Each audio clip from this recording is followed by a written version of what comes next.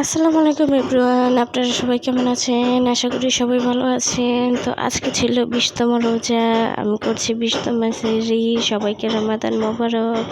আশা করি যে যেখানে আছেন ভালো আছেন। রমজান সবার ভালো কাটছে। আসলে রমজান মাস আল্লাহর রহমতের মাস, সবারই ভালো কাটে। আমি দেখি না যে কারো একটু খারাপ যায় বা অন্যকে। আল্লাহর একটা অন্য রকমেরই রহমত থাকে রমজান মাসে।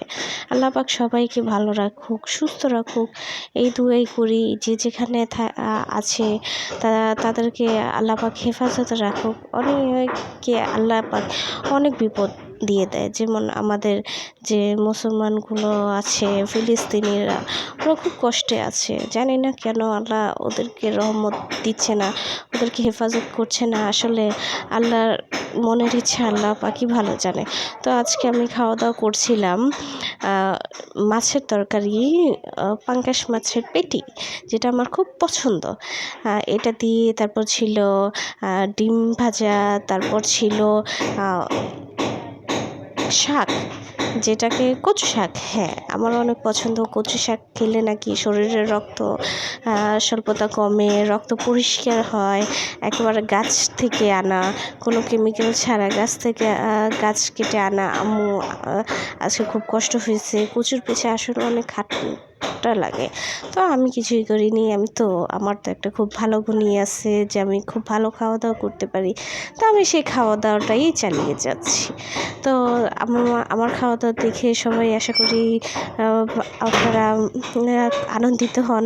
কিন্তু খাওয়া দাওয়াটা আমি করতেছি, আপনারা করছেন না। আপনাদের কাজ কি? শুধু দেখবেন, আমাকে একটা লাইক দিয়ে দিবেন, কমেন্ট করবেন, আর পারলে একটা শেয়ার দিয়ে দিবেন। আর যদি আরও বেশি পছন্দ হয় আমার খাওয়াটা, তাহলে আসলে আমার খাওয়া দাওয়ার গুণটা অনেক বেশি, তো তাই আমার কি আর বলবো, আমি যে কোনো জিনিস খেতে পারি, আমার কোনো খাওয়া দাওয়াতে না নেই। যেহেতু আমি রান্নাবান্না করি না, এখন তো অনেক সুখী মানুষ, আমার তো এখন সুখের কোনো অভাব নেই। আগে রান্নাবান্না করতাম যখন স্বামীর সংসারে ছিলাম, এখন মার সংসারে আছি একটা কারণবশত।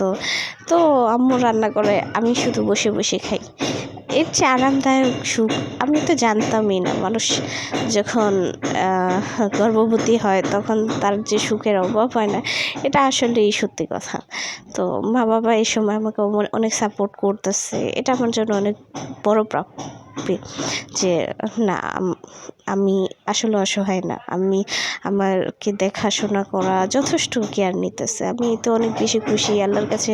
আমার মা বাবার জন্য অনেক বেশি দোয়া করি যে না, আসলে যখন আমি খুব একটা নাজুক মুহূর্তে আছি, যখন আমার অনেক সাপোর্ট দরকার, তখন আমার মা বাবা, ভাই বোন, সবাই, ভাই ভাবি আমার পাশে আছে। আমার কোনো বোন নেই, আমি একা। এই জিনিসটা আমার কাছে খুব ভালো লাগতেছে যে আমি সবার কাছ থেকে স্পেশাল ট্রিটমেন্ট পাচ্ছি, ঘরে কোনো কাজ করতে দেওয়া হচ্ছে না। যেইভাবে আমি সুস্থ থাকি, আমার বেবিটা সুস্থ থাকে, সেই জিনিসটাই নিশ্চিত করতেছে। আমি যখন যেটা খেতে চাচ্ছি সেটা তৈরি করে দিচ্ছে। আসলে আমার কাছে এই পাওয়াটা অনেক বড় পাওয়া।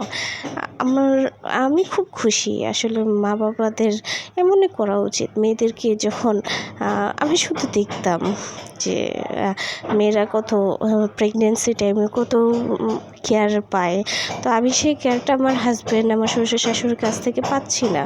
তারপরেও আমার মা বাবা যতটুকু কেয়ার নিচ্ছে, ভাই ভাবি ততটুকু, আলহামদুলিল্লাহ, অনেক শুকরিয়া আল্লাহর দরবারে যে না, আমি ভালো আছি, আমার বেবিটা সুস্থ আছে। আমার অনেক চাওয়ার পরে এই বেবিটা আসছে। আমার প্রায় সংসারে 4.5 বছর পরে এই বেবিটা আসছে। তো আমার অনেক দিনের সাধনার ফল। আল্লাহ আমার বাবুটাকে এখনও ভালো রাখছে। আপনারা সবাই দোয়া করবেন যাতে আরও ভালো রাখে। আপনাদের কাছে শুধু দোয়াটাই প্রাপ্য। আল্লাহ হাফেজ।